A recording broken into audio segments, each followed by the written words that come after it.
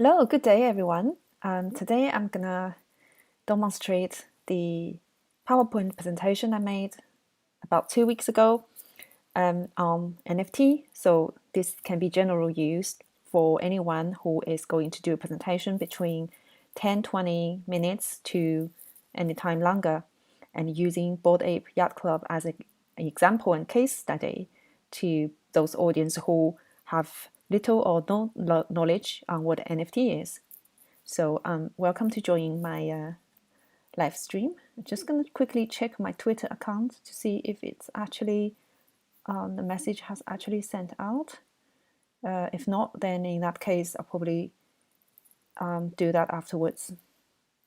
So this is the presentation, and I'm going to play from the beginning to explain to you how many parts I made and what I would suggest you say, depending on your audience and obviously your targets, what you want to achieve through this presentation.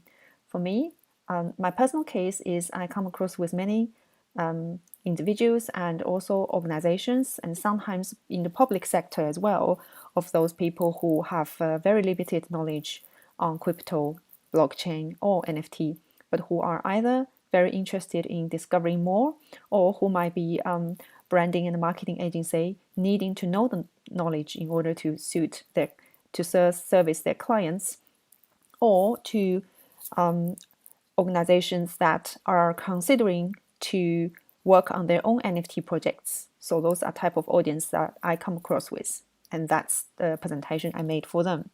I have been doing this for quite a while, and I have made a variation of different presentations over a 3, 4, 5 months period of time.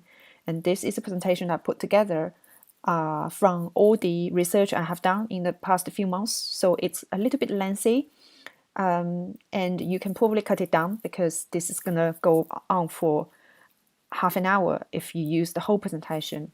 So I would definitely suggest you to cut it down, cut it short, and tailor make whatever suits you. So let's get started. So there are 5 parts of the presentation, and the first part is introducing what NFT is. And on this base, some people probably don't even know what blockchain is and what fungible token is. So you might want to just explain quickly using Bitcoin as example to let people understand it's a digital ledger, and it's fungible token because each token are the same, whilst NFT is different and how it is different. So that's something you need to establish from the very beginning of the presentation, so that make sure your audience doesn't get lost from the first step. And then you can start to go really passionate about how the NFT market has been, in particular this year, by giving them some brilliant examples. So here in my case is the CryptoPunks, because this is an example that more likely people would have heard and seen on the news. And then I move on to a few more examples of these big names that most of the people would have heard in different industries.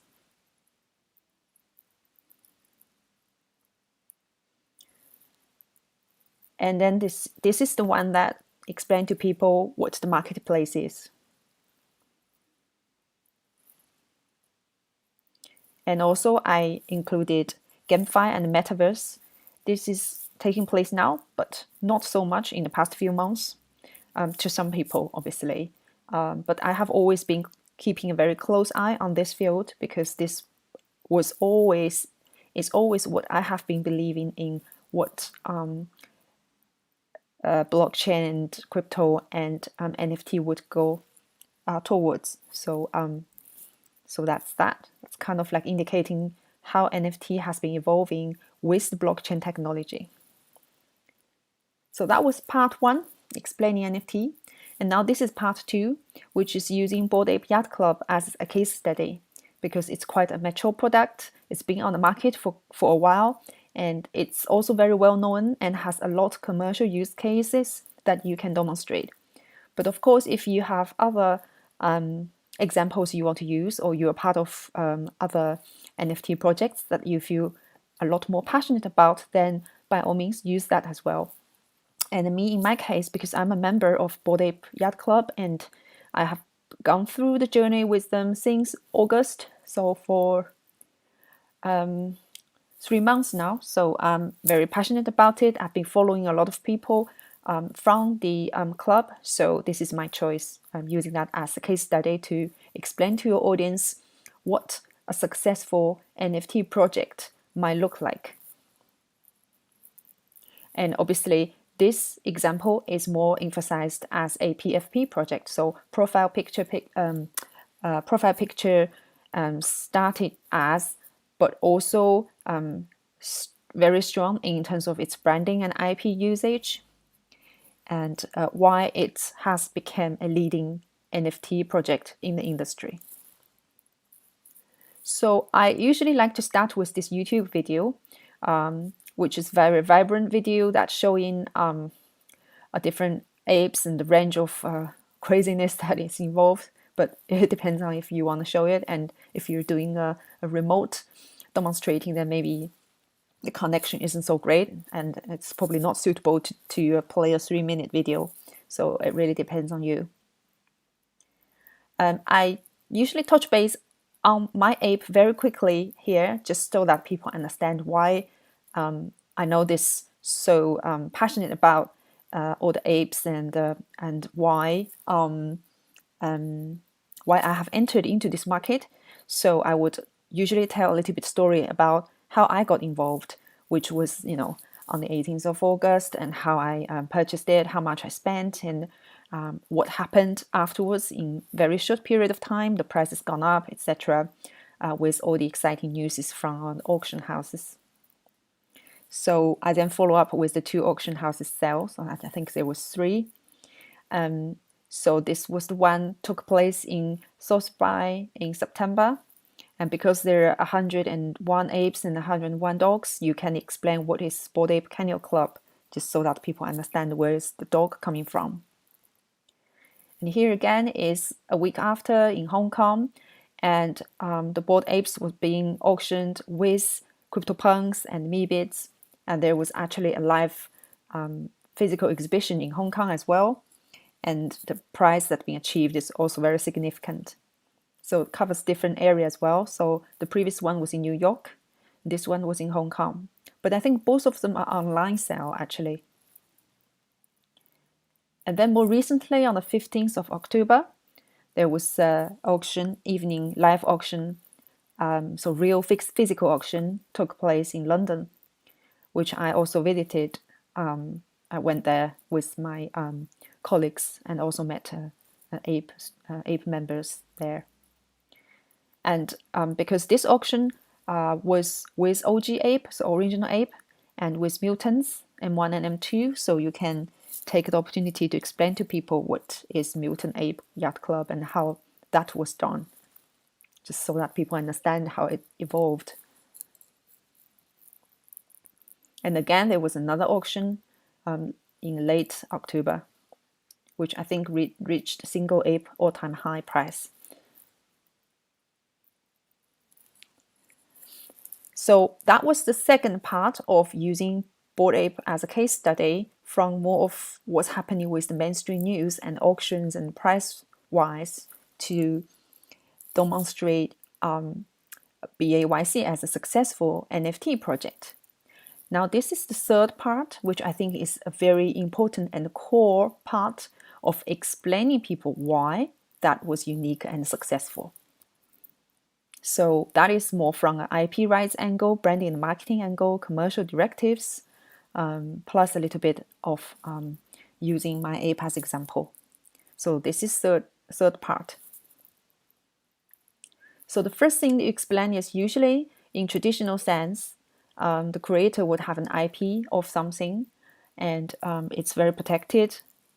But in the NFT industry, using BAYC as example, the ownership is given to the holders, and somehow it really stimulated, encouraged the token holders to use their token and image to be very, very creative and commercial.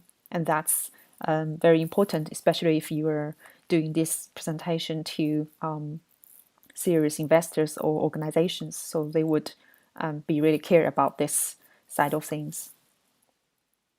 So I have collected a lot of examples that the Bored Ape Yacht Club members did, and here I can only list very few of them. So I do apologize if I selected few of yours, but not all of yours, because there will be thousands of you. So this was the beer, and then I've got the wine as well. And then there was coffee, I remember, and there was all sorts of directives, print stuff on backpack, bags, t-shirts, merchandising, and all that. And this is the Bored Ape Gazette, so it's literally a newspaper for the apes, and also a radio station, and also 2 animation channel, Yawn of the Apes, as well as the Red Ape Family. So that's something quite eye-catching and interesting. And then I touched base on the celebrity effects, which also is one of the reasons why Bored Ape Yacht Club has been so successful and can be achieved such a high price in the mainstream auctions, partly because the celebrity influence. So these are the nutshell of how many celebrities are actually holding an ape, as well as using their apes as their PFPs. And also in the end, I added BAYC's Roadmap 2.0 because there were a lot of people wondering, what are you going to do with the JPEG image? Okay, you can do that with all the commercialization on your basis, but what if I don't want to do anything with it? So how can the price be going so high or higher? And that obviously depending on the project founders, what they foresee and what they want to achieve for their project, as well as their holders, members. So in this case, because the token you hold of the Bored Apes are actually act as a membership entry to the club. So so this is obviously a very customer oriented project, in a way that it actually considers a lot of how their customers can be engaged with the development of the scheme. So that's very interesting and important in this sense, in terms of this particular type of NFT project. So if we have a quick look at the roadmap 2.0, there was from the bottom left, we've got, now it's taking place, is the annual Ape Feast of the ship, which was just taking place this week. And then there are probably going to be some gaming coming out. So if you're going through with my mouse, so there's something involved probably with the canals, and all the apes are going to be airdropped with 3D models. Treasure hunt. Sandbox is another blockchain metaverse project. So there's obviously something built of Miami 2035 in Sandbox. So it'll be a virtual kind of event. And then there will actually be a new, a real physical clubhouse in Miami. So that will be very, very exciting. So that's actually something coming, if you like, out of the digital world into a physical world. And I think some people don't even understand what metaverse is, and it's difficult to explain in one sentence. But this map actually tells you what a metaverse could look like, right? So we have something digital in the virtual world, but we are also going to have a physical clubhouse, and your Bored Ape token, non-fungible token, is going to be acting for you to get access to both virtual world as well as a physical world. So that actually explains what a metaverse is and gamification of blockchain very well. So that's actually a really good example. And then moving on, probably some point next year, the founders are going to release their own token, is what a lot of crypto enthusiasts would really want. But obviously, the whole ecosystem is very important to be designed and maintained around it. But that's something really, really, really good. So that's the third part of the presentation. So sort of explaining why BYC is successful from different angles, including branding, IP, and metaverse and roadmaps. So I think I just included the last bit in my part 3 is the ape that I have got. So I've got 1 ape, 1 mutant, and 2 dogs. And I was thinking about creating stories around them and generate some commercial values. So this is a little bit about the commercial value of the particular fur my ape has, which is the DMT. And just a few days after I purchased my DMT, the price of the DMTs on the market and how they went.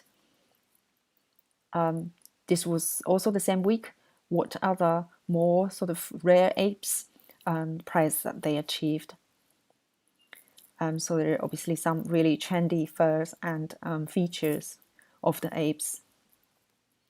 So back to that just very quickly, because there are people who probably don't quite understand why some apes are more expensive than the other ones. And the traits is something you could probably explain as well, because if it's a computer generated project, then traits are regarded as more important, and the rarer the traits are, the more pricey it gets. So people understand why there are a price difference and popularity among 10,000 images. So these back to the price of the DMTs. And this is me explaining what I could be creating for my ape family to give them some narratives and characteristics and give them some stories depending on what other areas I want to tag them into. So one of the presentation I did was explaining my portfolio here. So I put a few figures to let them know how this crypto world could be developed, what sort of social medias and other areas that people in this space would be particularly looking into. So I think this is the last part. This is probably part 5 now. Is if you still have time and if you are speaking to your audience that don't even know much about you, then you would want to add a little bit background about yourselves. So in my case, I started our crypto journey from 2017, invested in more or less cryptocurrencies, and we also back in 2018 invested in a crypto company, also have different partnerships with different blockchain projects and supported them in things like community engagement. And also I hosted, for example, in this case, the Illustrious annual conference in Chiang Mai in Thailand. But also when Huobi came to London, I also hosted an event for them. And this is part of the journey. So we then moved on when the technology allowed for D5. So we went into D5 and so on. So depending on your background and what you want to achieve, you might want to explain or add a bit more content here to persuade your clients to be, whatever you want to achieve. So this is the end of the presentation.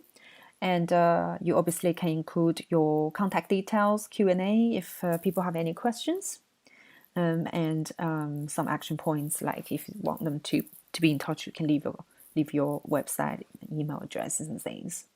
So that's the presentation. And how you're going to get the presentation, I tweeted a couple of times, but I think people are busy and they might not be able to notice all the tweets. So if you follow my Twitter, then you go on my profile page, and if you go to my Discord, so I uploaded all the documents in Discord.